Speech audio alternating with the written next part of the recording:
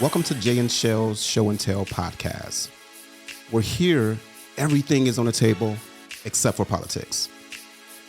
During this season, we will go over a variety of different topics that I'm sure you probably went through before, or maybe not.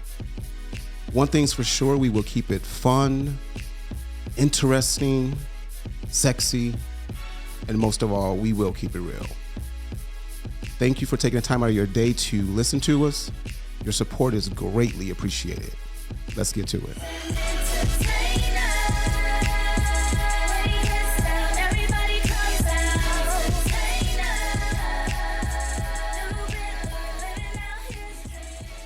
Welcome to another episode of Jay and Chelle's Show and Tell podcast.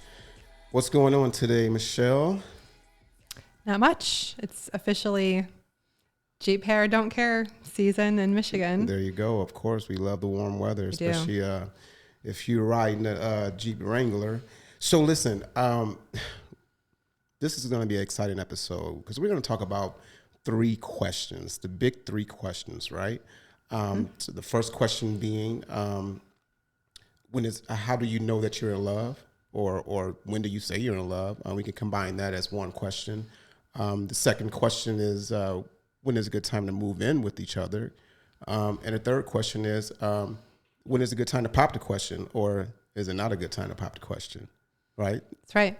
So going back to question number one is, how do you know, from a woman's perspective, how does a woman know that she's in love? I think it's when you're willing to put up with a certain amount of BS from that person. Really? I'm just kidding. Oh, okay. No, not really. I think it's hard to distinguish between lust and love as a woman, because when you're being wined and dined and everything is fresh and new, it's exciting, and you might feel like you're in love. You have that euphoric feeling of maybe you're in love. But I think when you truly feel like you don't want to do life without that person, like you want them in your life every day, I think you just feel it. I don't know how to explain it, but I think you just feel it. You just know that you want to share all your good news with them. You can't wait till the next time you see them. And it's just a feeling that you get. It's a good feeling. Right. And love should be a good feeling, but sometimes love can be a bad feeling too. And it's weird that you say, it could be lust or actually true love, because a lot of folks have probably said, I love you in the midst of lusting, or in the midst of sex, right? So I just think you got to be very careful when you do throw that type of word out there, and understand the situation, and also understand who you're with. Like you said before, that it just all depends on how you feel. Sometimes that love can come very, very fast, or sometimes it can just grow over time.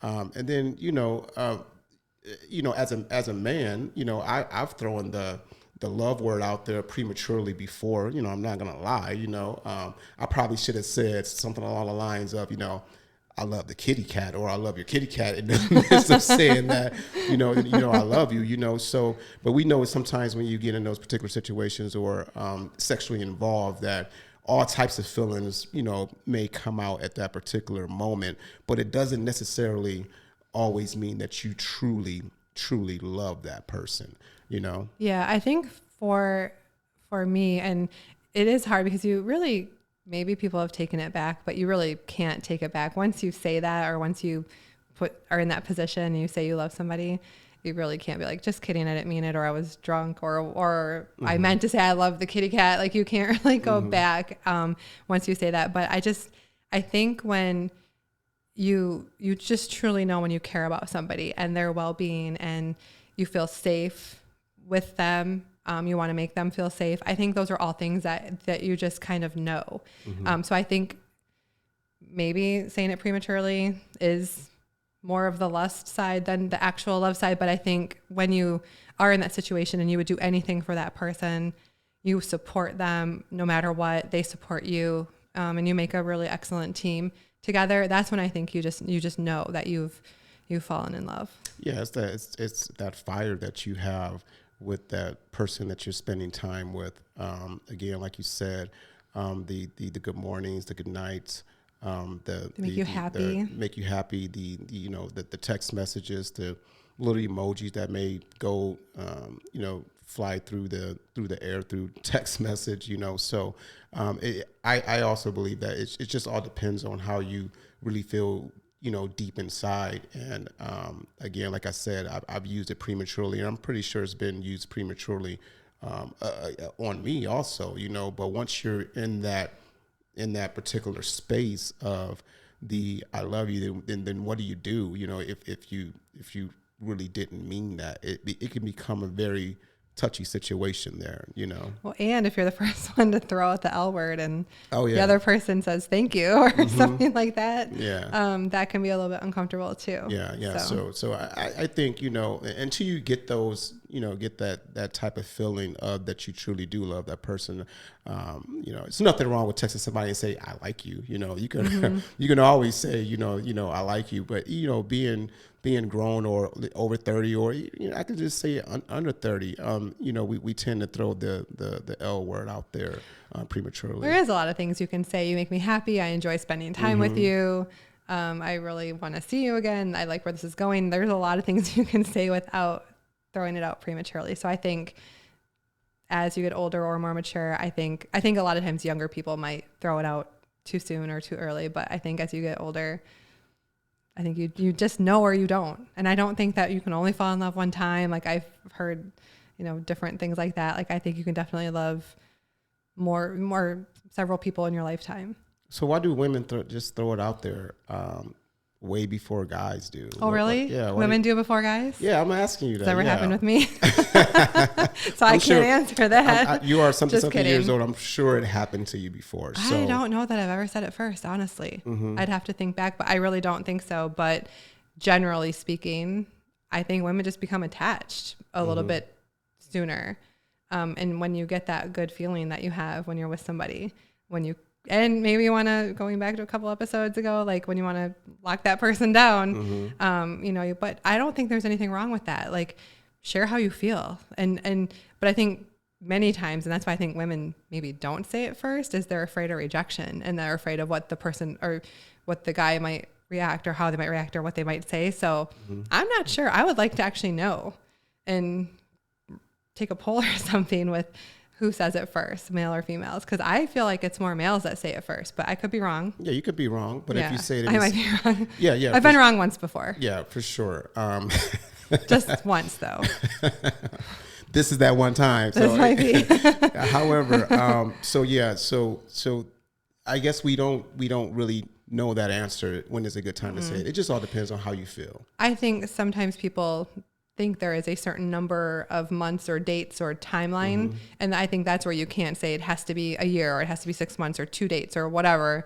I think it is dependent on how you feel and how much time you spend with that person. And again, how you feel when you're with them. I have had several people that I've dated that I've never could fall in love with that person, or I just wouldn't. And I've had people that I've seen 2 weekends and I felt like I loved them and I did. So I think, it's about how you feel when you're with that person. And I do think there's an element of you just know. When you know, you know. Exactly. There's a reason for that saying. Exactly. When you know, you know. So when is a good time to move in with someone? That is a really tough question. That's a tough question. And while you think about that question, I just want to say, I'll put it to you this way. When I was growing up, you had to go to school, you had to go to college, graduate, you meet someone, girlfriend, boyfriend, or whatever, you propose, and then you move in. That seems like that's almost like a program to me. It's almost like a lot of folks have been programmed that way. That's the wrong program. Yeah, exactly. And that's a great point. That is the wrong program, because since when should we go by a particular traditional, let's just say, program? You're your own person, right? So you want to do things when you are really ready to do it, So when we ask the question of when is a good time to move in, in with each other, goes back to question number one. Yes, be in love with that person. Be in love with that person.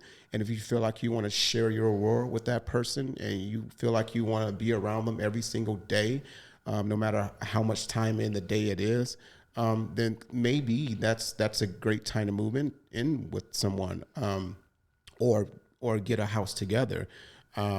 So I don't necessarily think that is a certain, this is just me personally. I don't think there's a certain time frame that should be attached to that. Now, could there be a certain time frame attached if there are children involved? Yes, it may be, because at that point you have to go through the process of, okay, letting your kids know, letting your partner, giving your partner time to get ready to be introduced to the children. So if those certain instances are there, then I think sometimes it can take a little bit longer, even though we may think, or you may think the right time is, right now. Well, I can tell you when is a wrong time, or at least what I think is a wrong time, and I have done this, so that's why I can say it's a wrong time. When you each have your own place and you're either spending a lot of time at each other's place, and it's financially it just makes sense because I'm always there, or he's always here, or she's always here. I think that isn't the best move, just because you've spent certain amount of time together here and there, or a couple of days together here and there. I think that is not a reason just to move in together. I think there needs to be a dialogue about, because sharing a house or a place with somebody, it's a lot. There's household chores, there's financial responsibilities, will you get along living together? So I think there needs to be a good dialogue about when you're going to live together, or how that dynamic's going to work. But then also, I think you need to spend some time together, like do a trial run, stay together for a couple weeks, 2-3 weeks, a month, just to see how that would work. Because I've seen it happen so many times where people will move in together and it's a disaster, and for whatever reason. So I think that's where, we can't say it's a certain time frame, but I think it's a certain point in your relationship when you know that you're ready, and you're ready to talk about all of those things that go along with it. I mean, even something like decorating ideas of a place, you can differ and disagree. And so I think you kind of need to lay a lot of that stuff out before you choose to live with somebody. And then as your added dynamic with children involved. So there is a lot to talk about and a lot to work through. Right. Distribution of, like I said, chores. We've talked about a household calendar where there's certain nights people cook, certain nights people clean. I mean, I think that's a brilliant idea, because then it kind of just distributes everything equally. If you have a house with a yard, there's yard care that needs to be established.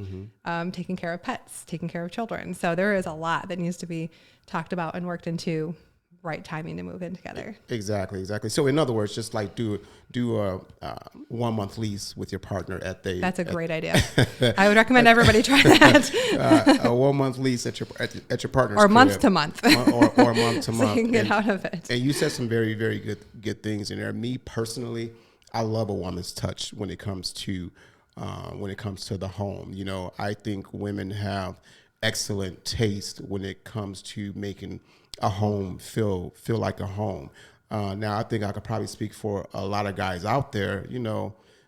Give us our basement. We need our we need our one room where we can just go and hey, if we used to live trashy, maybe we can trash the basement. However, it all depends on how you want to live. But we need that man cave, a place where we can go and just relax. But I do love the points that you said about, doing a trial run. But can you really do a trial run? You can't, because 1 month is not going to let you know how this person really lived, right?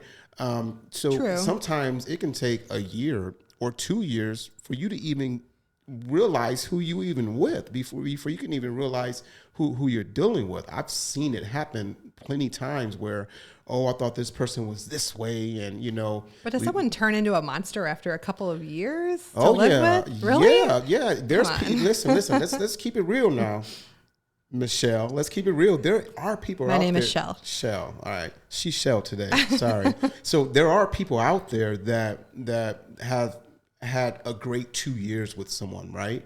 And I've known people that had a great 2 years with someone, and the next thing you know, everything just went downhill as far as maybe the sloppiness of how they were living, or to your point with the chores. They hide everything in the closet. You open the door and it all falls out. Exactly. Not really that, but I get your point when you're saying that. But sometimes it takes you longer than 2 years to actually know a person fully. You know, I watched Chris Rock comedy show. This was years ago on DVD, and he said, you know, when you meet someone, you're meeting their representative. You're not technically like meeting them. You know. So a lot of times a representative can, you know, fuck around and stay around too long, and then once the representative is gone, then now you have that person, and do you want that person? And these are just different situations, but I didn't want to make it seem like, okay, yeah, well, this is the right time, that's the right time, because, or you know, you stay over his house for a month, I stay at her house for a month, whatever the case may be. Sometimes that's not even long enough. Sometimes you may just have to just go all in and just put everything on the table of how you like to live, or how would you like for us to live. Yeah, I just feel like you can't fake it for that long. If you're meeting the representative, I feel like maybe a little bit you can do that, but I feel like the true colors will eventually come out, and I do not think it will take that long. But if you've seen it happen, I guess it does. But my point was just, I don't think you can get a good idea of what it's like to live with somebody when they come crash at your place for a few days here and there, or you crash at theirs. Right. And you have a toothbrush and some clothes. I think it's so much different when you're sharing utilities and rent or mortgage, and again, duties around the house, chores and yard work and everything else that comes along with living together. Especially like you said, the man cave, the basement. If you are have lived alone for a while and you're kind of set in your ways, it is really difficult to then have someone else in your space, possibly messing it up or cleaning it up. Like, who knows? But I think that's why I said try it like for a little bit longer period of time, because I do think you would get to know people's quirks and the dynamic of what it would be like to live with somebody. Yeah. I say instead of a month, try a season. Sure. A season. Try a season. That's a good idea. That's a good idea. Yeah, I think so too. Try a season, you know, because, you know, he could stay with you for a month, and you in November. Don't make that season winter. Yeah, exactly. you in November, he stay with you a month, and then next thing you know, he with you in December, it starts snowing, and doing even on a shovel snow, you know. So you might want to take a whole season when you're trying to figure out if you should, you know, move in right away. Now listen, let's just keep it real. At the end of the day, everyone is going to do how they feel and what's right for them. So we're not technically here to advise anyone on how to operate on that particular level. We're basically just giving our opinions on the situation. Right. So I just wanted to make that clear. So with that being said, Michelle, when is it? Let me ask you. You know what? Let me ask you this way. Am I in trouble? You keep calling me Michelle today. No, Michelle, you're not in trouble. So, when do you feel is a good time for a guy to pop the question to you? It's interesting that you said the guy has to pop the question. Yeah. So that's the rule, right? That's tradition. Like, you wouldn't like it if someone proposed to you, a woman. No. You know, no. I'll be like, get up. You're embarrassing me. Yeah, get up. So no. So when do you think is a good time for a guy to pop the question to you? Maybe it's based off time or whatever, how you feel. When do you think is a good time? And should there also be pressure behind that? I think, unfortunately, yes, it's the guy who has to pop the question. So that is definitely pressure. On the man in the relationship, or I don't know, like of partners. I don't know the word dominant person. I'm not sure, but there definitely is pressure to do that. And I think pressure from friends, pressure from family, pressure from your partner. It's from everywhere, I feel like, because people just assume that's going to be the next step, you know, and only the people in the relationship know. Maybe they don't want to get married. Maybe they don't want to rush it. Maybe they are already secretly married. Who knows? Like, but I think there isn't a right time, timeline wise.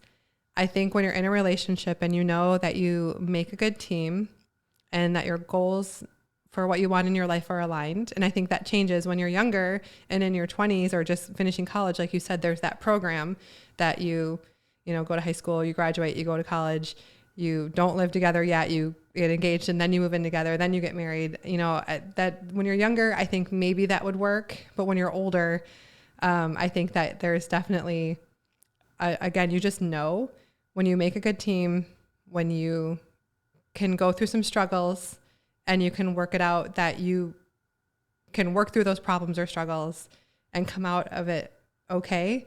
I think that's when when you're willing to do that work and put that effort into the relationship. I think that's when you know that it's a right time to get married, if that's what the two people in the relationship want. Right. Can you be married and not be married? Can you elaborate on your question? All right. So, let me break that down for you, Chelle. So when I say can you be married and not be married, I'm not for sure exactly what's the year length here in Michigan, and I can be wrong. Oh, are you talking about common law? Like Yeah. Common law. Common. I think that's what it's called. Common law. Yeah. Sorry. Yeah. So for instance, I have a friend that his mom and dad, they are still together to this day, and they never ever got married. They're never married. So by common law, they're probably together. Right. So that's when I say, hey, can you be married and not be married? Yeah. You can't. The law says so. Because the law says so, right? Yeah. Okay. All right. I get that. So from a male's perspective, I mean, listen, a lot of guys out there are pressured to get married. Let's just face it. Because it's not that every guy doesn't necessarily want to be married or not looking at his significant other like they don't want to marry that particular person. But a guy wants to, do it on his time. Unfortunately, a guy's time is not aligned a lot of times with the woman's time. And I say that is especially if the guy is with the woman for 3, 4 years, right? Me, in my mind, if I'm in love and I do love the woman that I'm with, I'm not gonna wait 3 years. I'm not gonna wait 4 years. I'm not gonna wait 5 years. But this is just Jay. You know what I'm saying? So, but I've seen instances where guys will wait, and then all of a sudden the woman will become impatient and give that ultimatum. Exactly. Say, hey, okay, you need to do this right now, or we're done. So I guess that's how important that paper or that ring may be to that particular woman.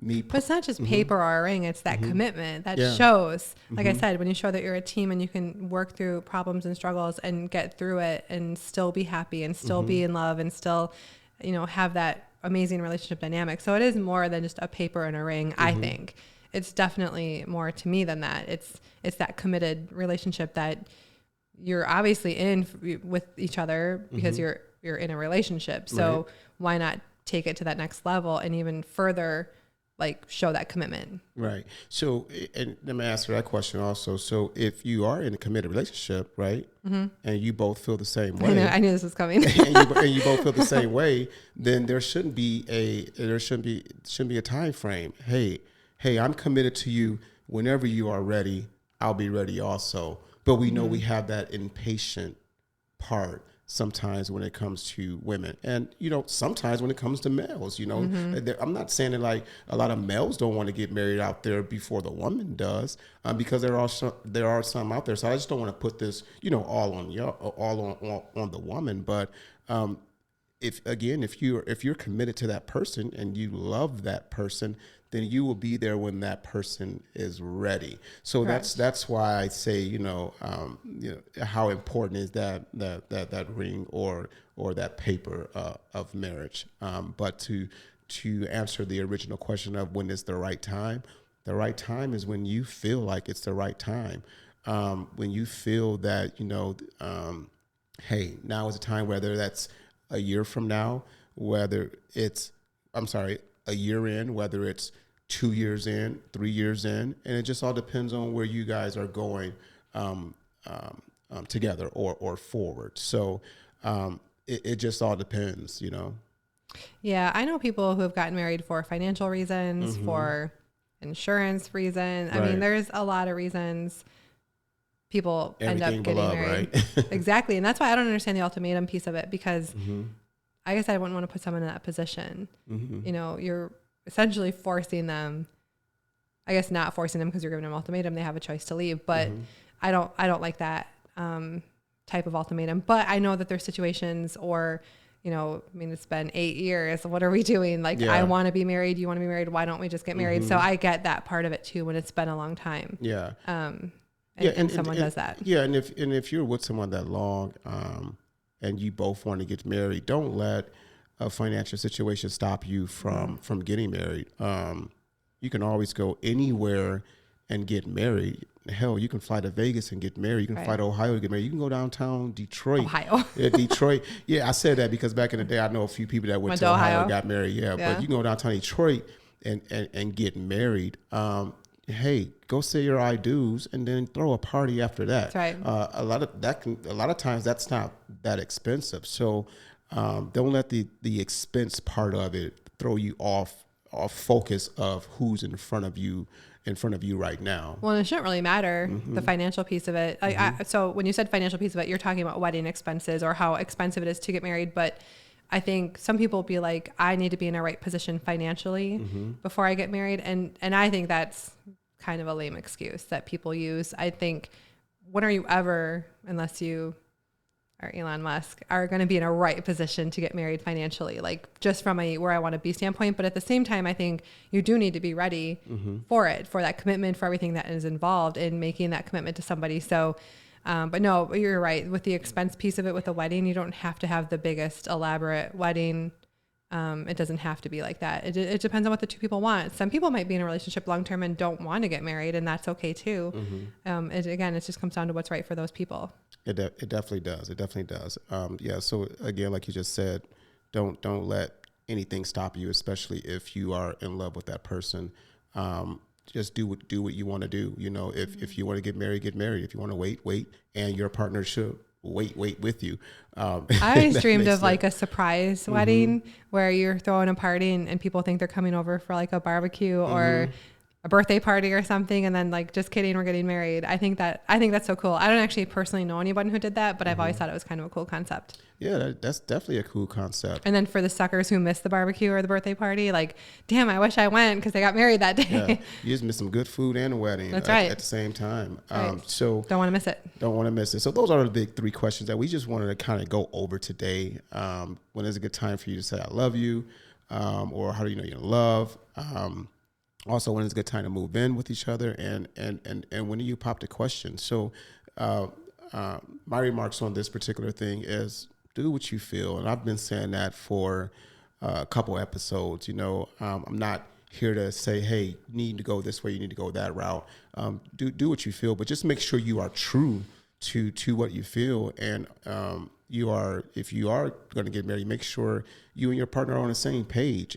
Don't feel like you're being pressured, or it's something that you have to do because your partner wants it. Open up to your partner and say, hey, well, this is how I'm feeling about it. Yes, I do love you, but hey, and talk about it. And that's what I have to say on the subject. Yeah, as you were talking, and I agree, communication. I've said this almost every show. Communication is going to be key.